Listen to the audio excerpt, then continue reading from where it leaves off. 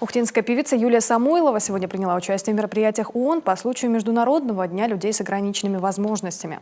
В этот день в штаб-квартире ЮНЕСКО в Париже прошел концерт российских исполнителей. Вместе с певицей Зарой, например, выступили инвалиды. Песни на французском, сербском, английском, русском и языке жестов исполняли также Юлия Самойлова, Валентин Ткаченко и ансамбль «Поющие руки». Во французской столице, кроме того, показали спектакль «Прикасаемые» Российского государственного театра нации с участием Чулпан Хаматовой.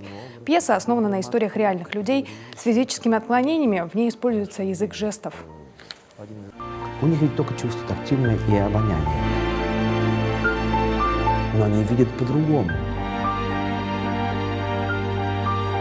Безусловно, это важно найти общий язык, потому что они должны быть абсолютно уверены, что они в этой земле, в этой стране, они точно такие же люди, как и мы.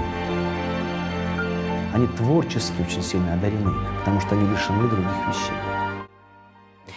Напомним, Международный день людей с ограниченными возможностями отмечают 3 декабря. Он утвержден Генеральной Ассамблеей ООН в 1992 году.